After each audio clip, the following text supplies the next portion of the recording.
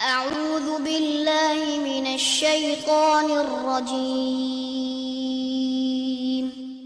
بسم الله الرحمن الرحيم الحمد للہ رب العالمین والصلاة والسلام علی نبینا محمد وعلی آلہ وصحبہ اجمعین اما بعد۔ کتاب الفوائد امام ابن القیم رحمہ اللہ کی عظیم الشان تالیف ہے، اور اس میں انہوں نے طرح طرح کے عظیم الشان فوائد جمع کر دیے ہیں۔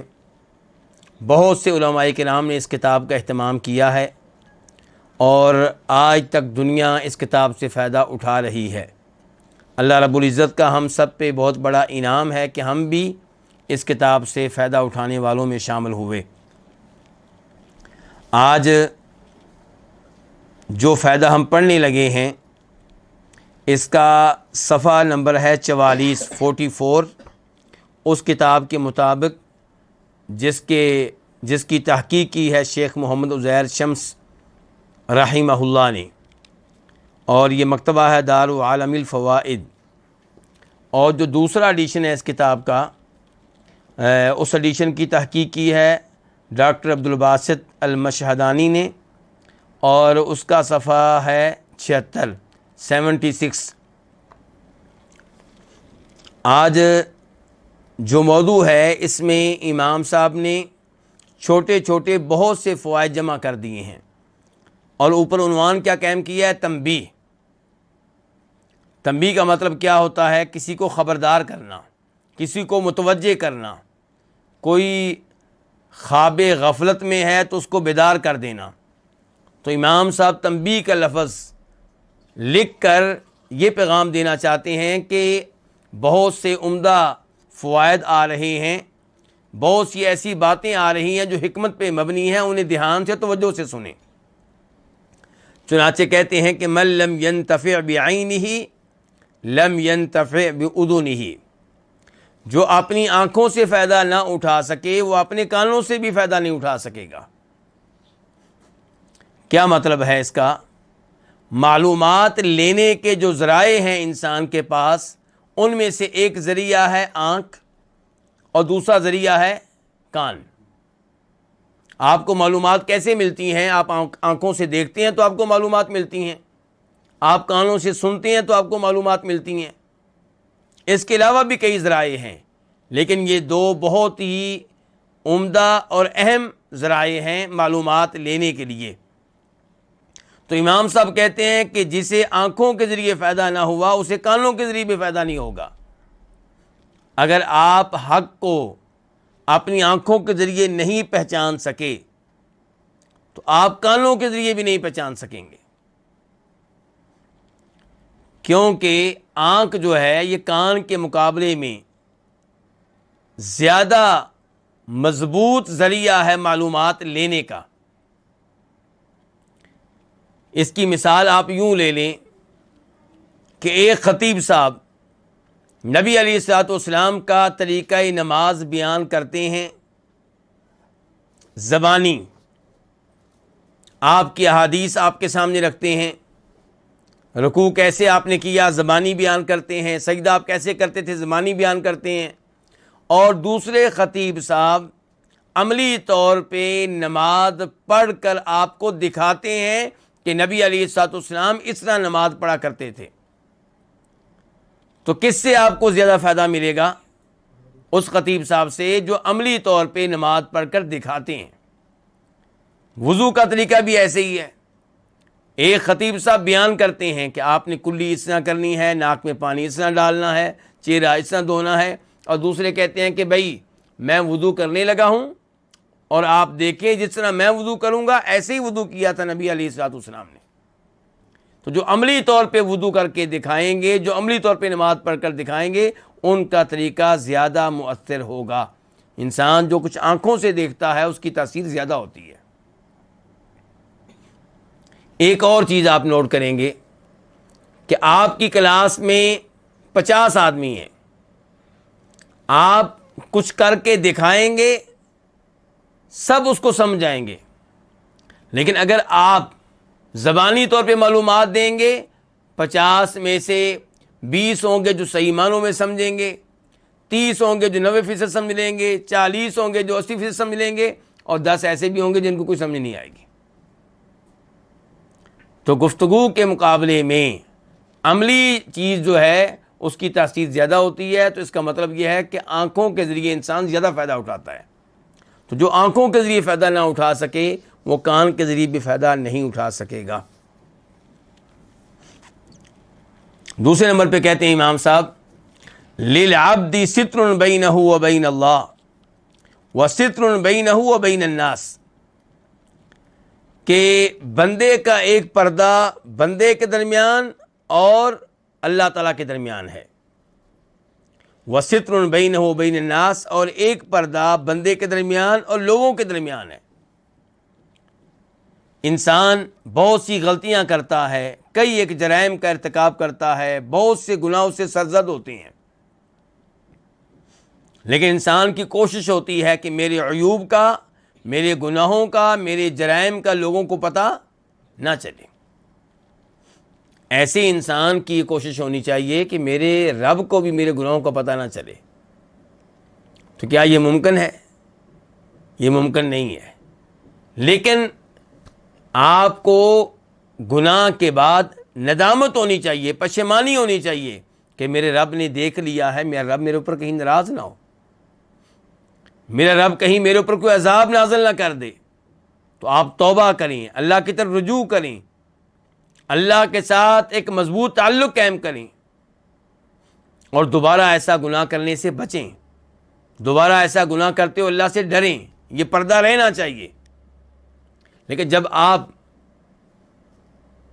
یہ پردہ قائم نہیں رکھتے، اللہ کے معاملے میں گناہ کرتے ہوئے بے شرم اور بے حیا ہو جاتے ہیں، بے خوف ہو جاتے ہیں، تو پھر اللہ تعالیٰ وہ پردہ ہٹا دیتے ہیں، چاک کر دیتے ہیں جو آپ کہتے ہیں کہ رہنا چاہیے۔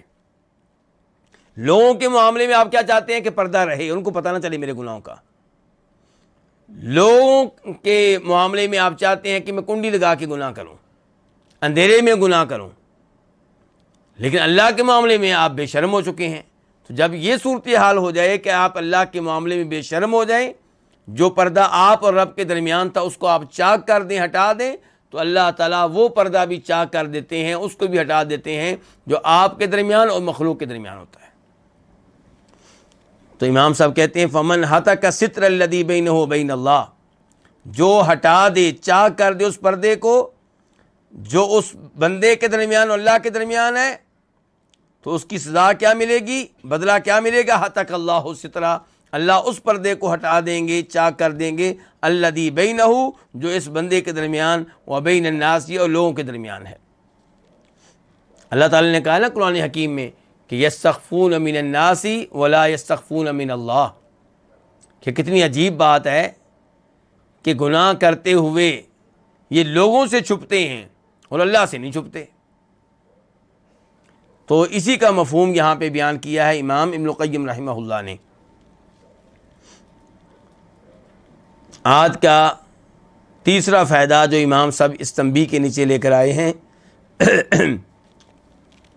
للعبد رب هو ملاقیہ وبیت هو ساکنہ فینبغی له ان یسترضی ربہ قبل لقائہ ویعمر بیتہ قبل انتقالہ الیہ، کہ بندے کا ایک رب ہے جس سے اس نے ایک دن ملاقات کرنی ہے، جس کے سامنے اس نے پیش ہونا ہے، وَبَيْتٌ، اور بندے کا ایک گھر ہے، ہوا ساکنہ، جس میں اس نے رہنا ہے۔ تو یہ ملاقات کب ہونی ہے؟ قیامت والے دن، آخرت میں۔ اس گھر میں کب داخل ہونا ہے؟ آخرت والے دن۔ تو کہتے ہیں امام صاحب کہ جب آپ کو پتہ ہے کہ اللہ سے آپ کی ملاقات پکی ہے، اس میں کوئی شک و شبہ نہیں ہے، اور جب آپ کو پتہ ہے کہ ایک گھر میں آپ نے رہائش اختیار کرنی ہے، تو فینبغی لہ، تو بندے کو چاہیے ان یسترضی ربہ، اپنے رب کی رضا کو طلب کرے، خوشنودی کو طلب کرے، اس کو راضی کرے قبل لقائی، اس سے ملاقات سے پہلے پہلے، تاکہ جب رب سے ملاقات ہو تو رب عذاب نہ دے، سزا نہ دے، ناراض نہ ہو، بلکہ اس پہ راضی ہو، ملاقات کا نتیجہ اچھا نکلے۔ تو اس ملاقات کی امام صاحب کہتے ہیں تیاری کریں۔ جب آپ کو یقین ہے کہ آپ نے ملاقات رب سے کرنی ہے تو اس ملاقات کی تیاری کریں، اور اپنی یہ 30 سالہ زندگی، 40 سالہ زندگی، 50 سالہ زندگی اللہ سے ملاقات کی تیاری میں گزار دیں۔ اچھا، ایک تو بندے کو یہ چاہیے کہ اپنے رب کو راضی رکھے، وَيَعْمُرَ بَيْتَهُ، دوسرے نمبر پہ اپنے گھر کو آباد کرے، قبل انتقالہ الیہ، اس گھر تک پہنچنے سے پہلے، اس تک منتقل ہونے سے پہلے۔ کیسے آباد کرے اپنے گھر کو؟ اپنے گھر کو آباد کرے نیک اعمال بجا لا کر، نمازیں پڑھ کے، روزے رکھ کر، تلاوت کر کے، اذکار کر کے اپنے اس گھر کو آباد کر لے، تاکہ اس گھر میں انسان کو راحت ملے۔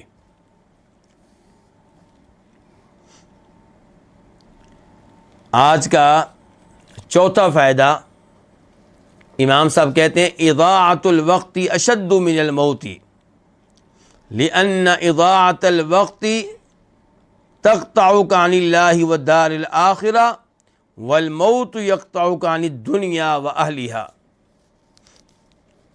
وقت ضائع کرنا موت سے زیادہ شدید ہے، موت سے زیادہ خطرناک ہے۔ انسان موت سے بچنے کے لیے صبح و شام ایک کیے ہوئے ہے، کوئی بھی مسئلہ ہو جائے بھاگے گا، جائے گا حکیموں کے پاس، ڈاکٹروں کے پاس، موت سے بچنے کے لیے واک کرے گا، ورزش کرے گا، خوراک کا خیال رکھے گا، یہ چیز نہیں کھانی، میرے گردے فیل ہو جائیں گے، یہ کام نہیں کرنا، میرے دانت خراب ہو جائیں گے، یہ کام نہیں کرنا، آنکھیں خراب ہو جائیں گی۔ تو موت سے بچنے کے لیے انسان بڑی کوشش کرتا ہے، موت کا انسان نام نہیں سننا چاہتا۔ تو امام صاحب کہتے ہیں وقت ضائع کرنا یہ موت سے بھی زیادہ خطرناک ہے۔ تو جیسے آپ موت سے ڈرتے ہیں، بچتے ہیں، تو ایسے ہی وقت کو ضائع کرنے سے بچیں۔ انسان نام ہے کس کا؟ وقت کا۔ میں اور آپ کیا ہیں؟ میں اور آپ کیا ہیں؟ وقت ہیں۔ یعنی کہ 30 سال وقت ہے میرے پاس، 40 سال، 50 سال ختم ہوا تو ہم بھی ختم۔ تو اس لیے اس وقت کی قدر کرنی چاہیے، اور اللہ رب العزت نے اسی لیے قسم اٹھائی ہے، والعصر، زمانے کی قسم۔ علماء کرام بیان کرتے ہیں تفسیر میں کہ کیوں اللہ نے زمانے کی قسم اٹھائی، بتانے کے لیے انسان کو کہ زمانہ بڑی اہم چیز ہے، اسی لیے میں اس کی قسم اٹھا رہا ہوں، کیونکہ اللہ نے جن جن مخلوقات کی قسم اٹھائی ہے یہ وہی مخلوقات ہیں جن کی زیادہ اہمیت ہے۔ امام صاحب بیان کرنے لگے ہیں کہ کیسے وقت ضائع کرنا خطرناک ہے اور موت سے زیادہ شدید ہے۔ لأن اضاعۃ الوقت، کیونکہ وقت ضائع کرنا، تقطعک عن اللہ، یہ آپ کو کاٹ کے رکھ دیتا ہے کس سے؟ اللہ تعالیٰ سے۔ والدار الآخرتی، اور اخروی گھر سے۔ جب آپ وقت ضائع کریں گے تو آپ اللہ سے دور ہو رہے ہیں، جب آپ وقت ضائع کریں گے تو آپ اپنی جنت سے دور ہو رہے ہیں۔ والموت یقطعک عن الدنیا واہلہا، جبکہ موت آپ کو کاٹ کر رکھ دیتی ہے دنیا سے، دنیا والوں سے۔ تو خطرناک چیز پھر وہ ہوئی جو اللہ سے کاٹ دے، جبکہ موت کاٹتی آپ کو کس سے؟ دنیا والوں سے، اور وقت ضائع کرنے سے آپ کٹ جاتے ہیں اپنے خالق اور مالک اور رب سے۔ اس لیے انسان کوشش کرے کہ اس کے اوقات صرف ہوں تلاوت کلام پاک میں، اذکار میں، دوسروں کی خیر خواہی کرنے میں، دوسروں کو نصیحت کرنے میں، اور دوسروں کو دعوت و تبلیغ کرنے میں، ان امور میں انسان کے اوقات صرف ہونے چاہیے۔ آج کا ایک اور فائدہ، امام صاحب کہتے ہیں الدنیا من اولها الى آخرها لا تساوی غم ساعت فکیف بغم العمر۔ دنیا اول سے آخر تک، شروع سے لے کے آخر تک، ایک گھڑی غم کے برابر نہیں ہے۔ کیا مطلب ہے اس کا جی؟ یعنی کہ دنیا ساری کی ساری دنیا آپ کھو بیٹھیں، آپ کے ہاتھوں سے نکل جائے تو دنیا کی اتنی حیثیت نہیں ہے کہ آپ اس کے اوپر ایک سیکنڈ بھی غم کریں، آپ اس کی وجہ سے ایک سیکنڈ کے لیے بھی پریشان ہوں۔ دنیا کی اتنی حیثیت نہیں ہے کہ آپ اس کے لیے ایک سیکنڈ بھی پریشان ہوں۔ ساری کی ساری دنیا آپ کے ہاتھوں سے نکل گئی، جبکہ انسان تھوڑا سا نقصان ہونے پہ پریشان ہوتا ہے، پورا دن ٹینشن لیتا ہے، جن کی وجہ سے دنیاوی نقصان ہوتا ہے ان کا بائیکاٹ کرتا ہے، ان سے لڑتا ہے، ان سے جھگڑتا ہے، انہیں قتل تک کر دیتا ہے۔ لیکن امام صاحب کہہ رہے ہیں دنیا کی یہ حیثیت نہیں ہے، دنیا اس قابل نہیں ہے کہ آپ ایک لمحے کے لیے بھی غم کریں اس دنیا کی وجہ سے۔ تو کہتے ہیں دنیا من اولیہ الی آخریہ، اول سے آخر تک، لا تساوی، برابر نہیں ہے، غم مساعت، ایک گھڑی غم کے برابر نہیں ہے۔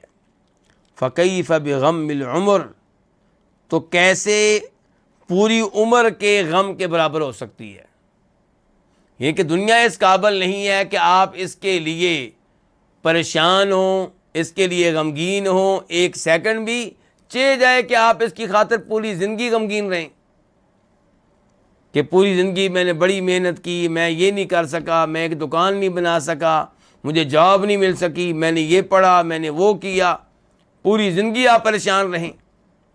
نہیں، دنیا کی اتنی ٹینشن نہیں لینی چاہیے، ٹینشن آپ لیں اس ایک نماز کی جو قضا ہو گئی، ٹینشن لیں آپ اس رمضان کے روزے کی جو آپ نہیں رکھ سکے، ٹینشن لیں آپ اس بات کی کہ آپ کے اوپر حج فرض ہو چکا ہے 2 سال سے، 3 سال سے، 4 سال سے، ابھی تک آپ حج نہیں کر سکے، ٹینشن لیں آپ اس بات کی کہ آپ کے بچے جوان ہیں لیکن پھر بھی نماز نہیں پڑھتے۔ ان امور کی ٹینشن لینی چاہیے۔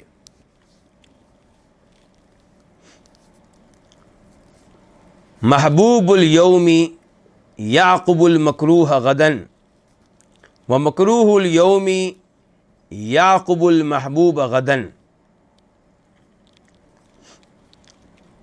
امام صاحب کہتے ہیں محبوب الیوم، آج کا محبوب، کیوں جی آج محبوب کون ہے جی ہاں، آج محبوب ہے ہمیں کیا؟ گناہ۔ آج ہم شراب پینا چاہتے ہیں، آج ہم بدکاری کرنا چاہتے ہیں، آج ہم گانے سننا چاہتے ہیں، تو یہ آج کی کیا ہے؟ پسندیدہ چیزیں ہیں۔ زُیِّنَ لِلنَّاسِ حُبُّ الشَّهَوَاتِ، یہ آج کی کیا ہے؟ پسندیدہ چیزیں۔ تو محبوب الیومی، آج کی جو پسندیدہ چیزیں ہیں، محبوب چیزیں ہیں، یعقب المکروہ غدا، یعنی کہ یعقب ہو، یہاں پہ کیا ہوگا؟ یعقب ہو۔ اس کے بعد کیا آئے گا؟ کل اس کے پیچھے کیا آئے گا؟ مکروہ چیز آئے گی، ناپسندیدہ چیز آئے گی، وہ چیز آئے گی جو آپ کو بری لگے گی۔ یعنی کہ آج آپ کی خواہش کیا ہے؟ گناہ کرنے کی، لیکن کل اس کا رزلٹ کیا نکلے گا؟ جہنم۔ اس کا رزلٹ کیا نکلے گا؟ عذاب قبر۔ اس کا رزلٹ کیا نکلے گا؟ جنت سے محرومی۔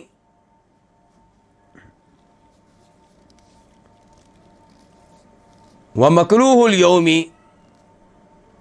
اور آج کی ناپسندیدہ چیز، اس کا انجام کیا ہوگا؟ اس کا نتیجہ کیا ہوگا؟ کل کی محبوب چیزیں، یعنی کہ آج فجر کی نماز کے لیے اٹھنا یہ آسان نہیں ہے۔ جون جولائی کی گرمیوں میں رمضان کے روزے رکھنا یہ مکروہ چیز ہے، یعنی کہ دل اتنی جلدی اس کے لیے راضی نہیں ہوتا، دل اس کو ناپسند کرتا ہے۔ جہاد کرنا مکروہ چیز ہے، یعنی کہ ناپسند ہے انسان، کیونکہ انسان کو خطرہ ہے کہ میری جان چلی جائے گی، میں زخمی ہو جاؤں گا، میں معذور ہو جاؤں گا۔ لیکن ان چیزوں کے جو آج ناپسندیدہ ہیں، کل نتائج جو ہیں بہت اچھے ہیں.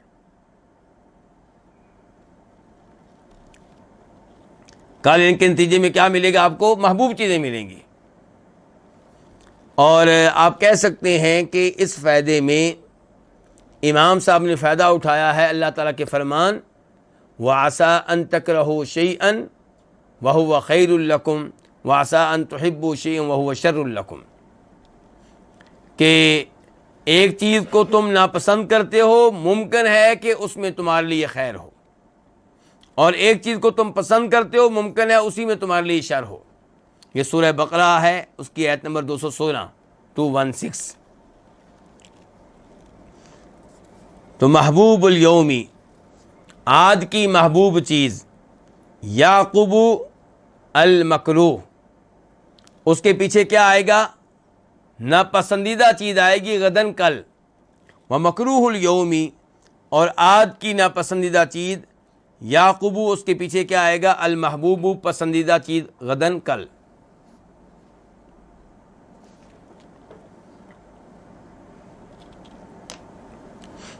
اس کے بعد امام صاحب کہتے ہیں آدم الربح فی الدنیا ان تشتغل نفسک کل وقت بما هو اولا بها وانفع لها فی معادها. یہاں ہمارے نسخے میں کیا ہے؟ تشتغل، لیکن دوسرے نسخے میں ہے تشغل، اور تشغل یہاں پہ زیادہ بہتر ہے. دنیا میں عظیم ترین فائدہ کیا ہے؟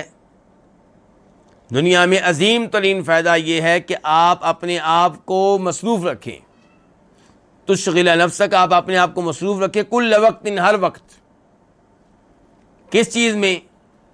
بما ہوا اولا بہا، اس چیز میں جو اس نفس کے زیادہ لائق ہے.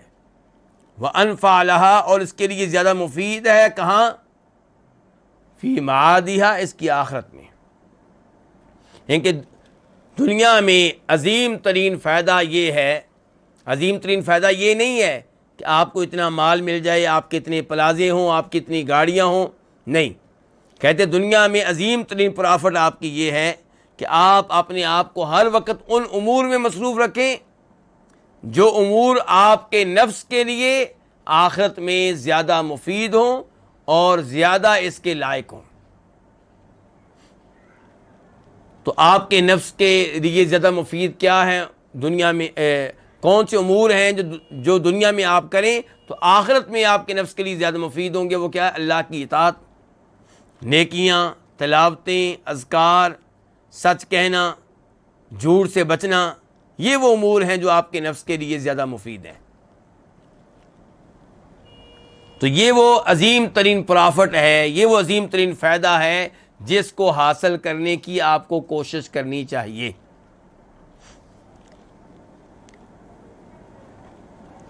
اس کے بعد امام صاحب کہتے ہیں کیف یکون عاقلا من باع الجنت بما فیها بشہوت ساعۃ. وہ انسان کیسے عقل مند ہو سکتا ہے؟ کون؟ جس نے جنت کو بیچ ڈالا بما فیہا، ان چیزوں سمیت جو جنت میں موجود ہیں. جنت کو، جنت میں موجود نعمتوں سمیت بیچ ڈالا. کس کے بدلے میں؟ ایک لمحے کی شہوت کے بدلے میں. ایک لمحے کا مزہ لینے کے لیے بدکاری کی، ایک لمحے کا مزہ لینے کے لیے کوئی گناہ کیا، اور اس گناہ کے بدلے میں خسارہ کیا پایا کہ جنت ہاتھوں سے نکل گئی.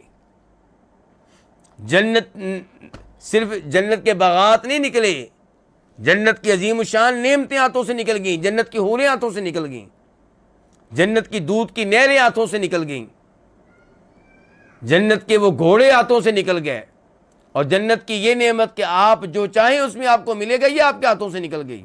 اور جنت کی یہ نعمت کہ جنت میں رہنے والے اللہ کا دیدار کر سکیں گے، یہ نعمت آپ کے ہاتھوں سے نکل گئی.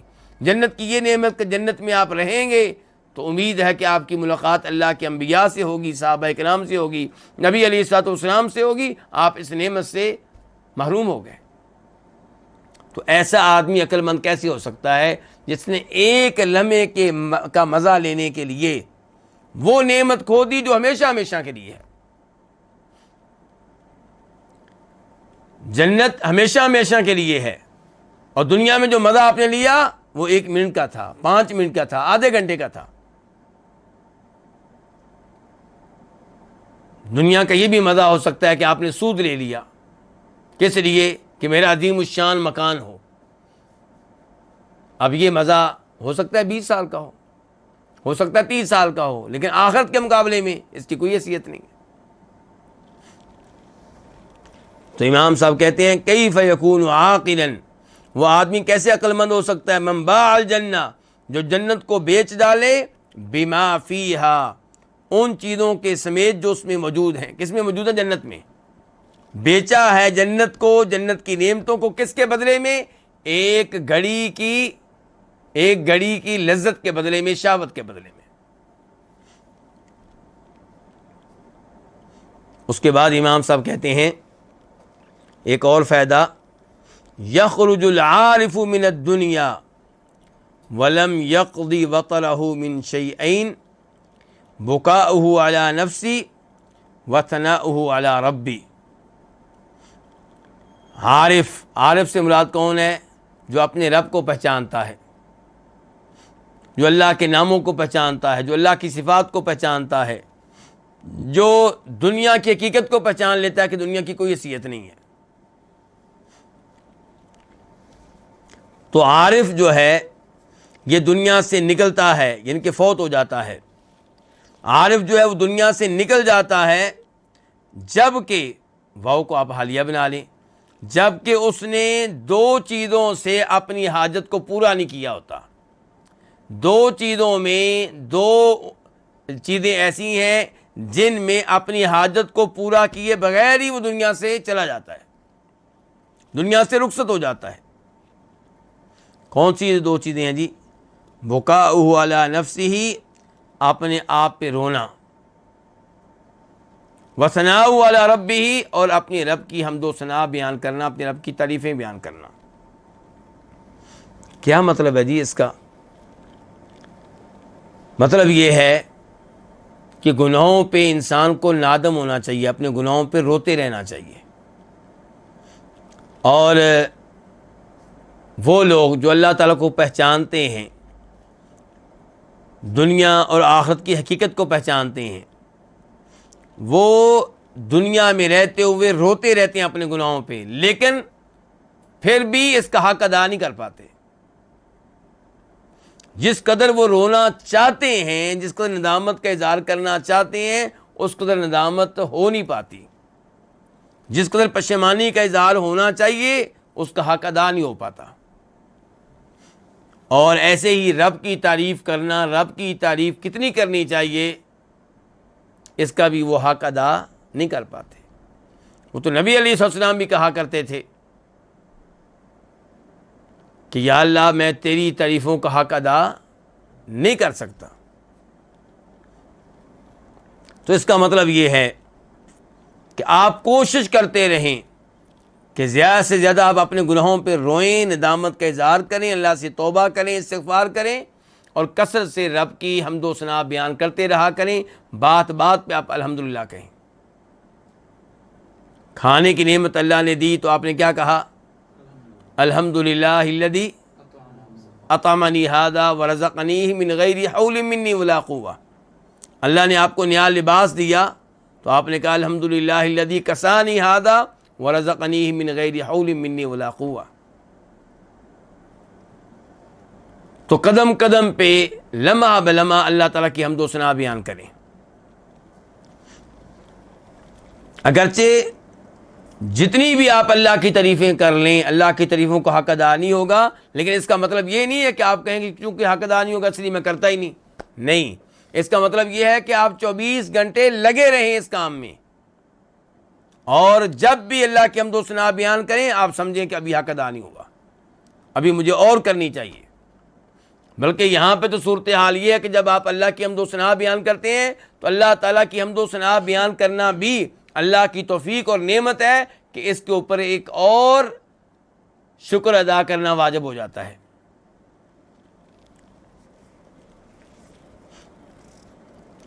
اس کے بعد امام صاحب کہتے ہیں المخلوق اذا خفتہ استوحشت منہ وہربت منہ والرب تعالی اذا خفتہ انست بہ وقربت الیہ. مخلوق سے جب آپ ڈرتے ہیں تو استوحشت منہ، آپ اس سے وحشت محسوس کرتے ہیں، گھبراہٹ محسوس کرتے ہیں. جس مخلوق سے آپ کو ڈر ہو اس سے آپ دور رہنا چاہتے ہیں، اس کے قریب نہیں ہونا چاہتے آپ. وہربت منہ، اس سے آپ بھاگتے ہیں. آپ کوئی جانور لے لیں، جس جانور سے آپ کو ڈر ہوگا آپ اس سے بھاگیں گے. آپ جب جنگل میں جاتے ہیں تو آپ دعائیں پڑھ رہے ہوتے ہیں، کہیں کوئی سانپ سامنے نہ آ جائے، کوئی شیر سامنے نہ آ جائے، کوئی وہ خنزیر سامنے نہ آ جائے. ڈر رہے ہوتے ہیں آپ، گھبراہٹ طاری ہوتی ہے آپ پہ. اور ایسے کوئی بدماش محلے کا، اس سے بھی آپ بھاگتے ہیں، ڈرتے ہیں، اس کی مجلس میں آپ نہیں جانا چاہتے. لیکن اللہ کے معاملے میں صورتحال بالکل اس کے الٹ ہے. والرب تعالی اذا خفتہ، اور رب العالمین اذا خفتہ، جب آپ اس سے ڈرتے ہیں، انست بہ، تو آپ اس سے مانوس ہو جاتے ہیں، آپ اس کے قریب ہو جاتے ہیں. جب جب آپ رب سے زیادہ ڈریں گے تب تب آپ اللہ تعالیٰ سے مانوس ہوں گے اور اللہ تعالیٰ کے قریب ہوں گے. اور انسان یہ محسوس کرتا ہے، خود انسان ہم محسوس کرتے ہیں. جب ہم اللہ سے ڈرتے ہوئے مثال کے طور پہ اللہ سے معافیاں مانگتے ہیں گناہوں کی، اللہ سے ڈرتے ہوئے اللہ سے کہتے ہیں یا اللہ عذاب قبر نہ دینا، یا اللہ عذاب جہنم سے محفوظ رکھنا، یا اللہ ہمارے اوپر ناراض نہ ہو جانا. جیسے جیسے ہم اللہ سے ڈریں گے ویسے ویسے محسوس کریں گے کہ ہم اللہ کے قریب ہو رہے ہیں اور اللہ سے مانوس ہو رہے ہیں، گھبراہٹ ختم ہو رہی ہے.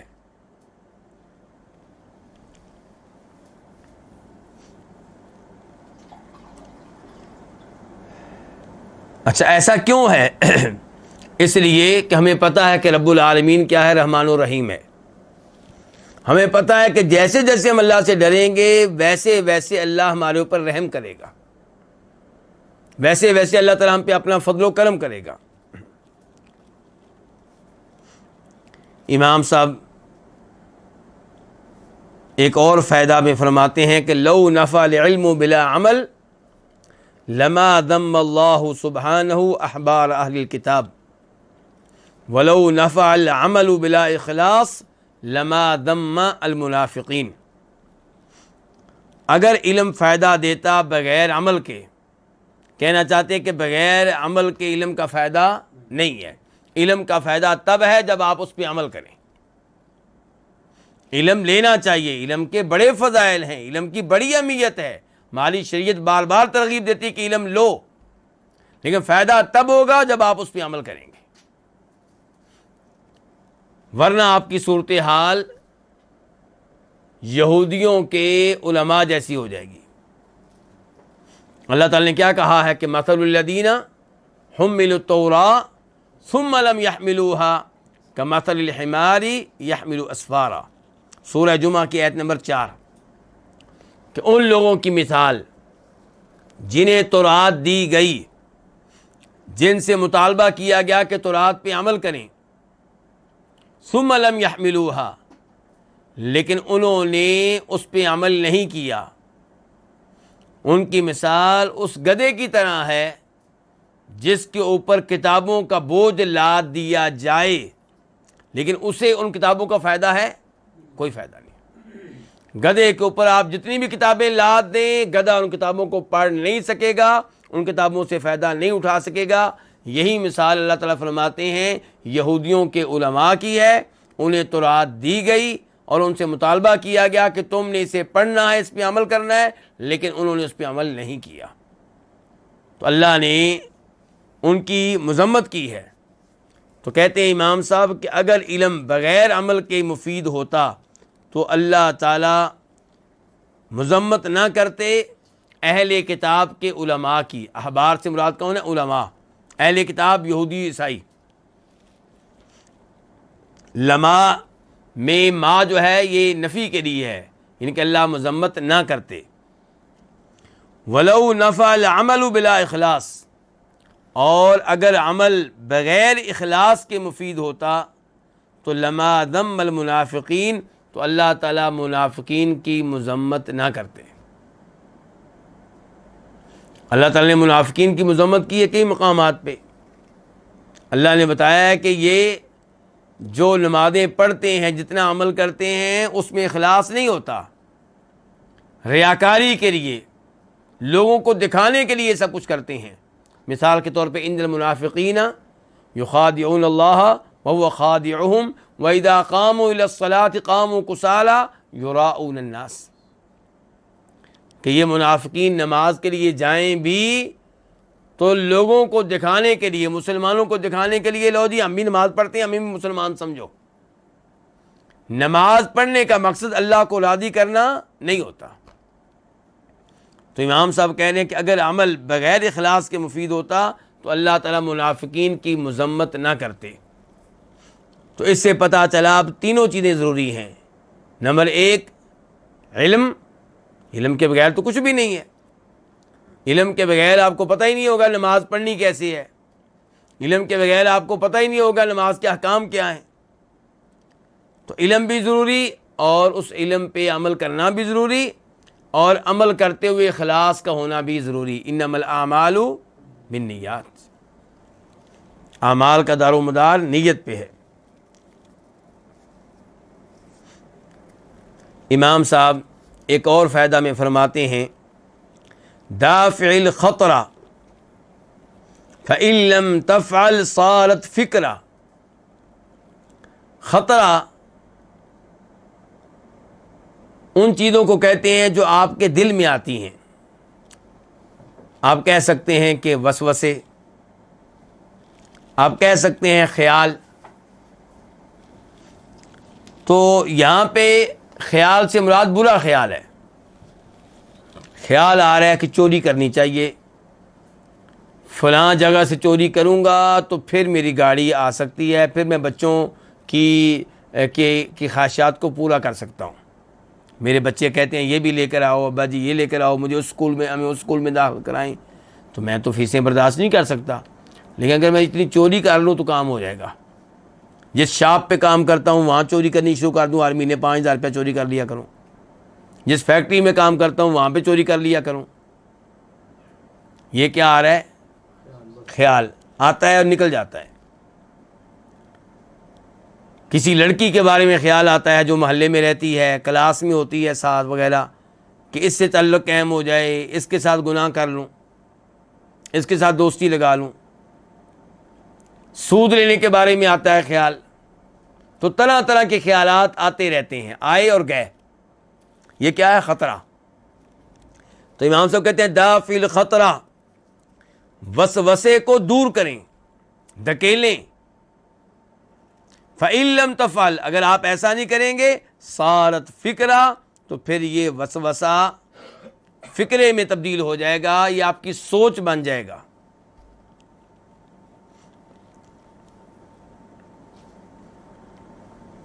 کہتے ہیں فدافع الفکرہ. اب اگر آپ نے وسوسے کو دھکیلا نہیں، اعوذ باللہ من الشیطان الرجیم پڑھ کر ان وسوسوں سے بچنے کی کوشش نہیں کی، اپنے خیالات کو کہیں اور لے جانے کی کوشش نہیں کی، تو اب وہ کیا بن گیا؟ آپ کی سوچ. تو کیا کریں؟ فدافع الفکرہ، اس سوچ کو اب دور کریں، اس کا مقابلہ کریں، اس کو دھکیلیں، اس کو نکالیں. فَإِن لَمْ تَفْعَلْ، اگر آپ ایسا نہیں کریں گے، صارت شہوہ، تو پھر یہ سوچ شہوت بن جائے گی، خواہش بن جائے گی. کس چیز کی خواہش؟ گناہ کی.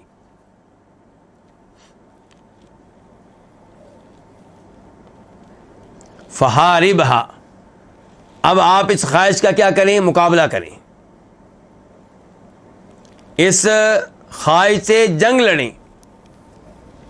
فَإِن لَمْ تَفْعَلْ، اگر آپ ایسا نہیں کریں گے، صارت عزیمۃ وہمہ، تو پھر یہ خواہش کیا بن جائے گی؟ عزیمہ، پختہ ارادہ، ہمہ، پختہ عزم. پہلے خواہش ہے، اگر خواہش کو آپ نے نہ دل سے نکالا، اللہ سے مدد نہ مانگی گناہ سے بچنے کے لیے، تو پھر کیا ہو جائے گی؟ یہ خواہش آپ کا پختہ عزم بن جائے گا. مضبوط عزم کہ میں نے کام کر کے رہنا ہے، یہ کام کرنا ہی کرنا ہے میں نے۔ فَإِن لَّمْ تُدَافِعْهَا، اگر آپ اس کو نہیں دھکیلیں گے، کس کو؟ اس عزم کو،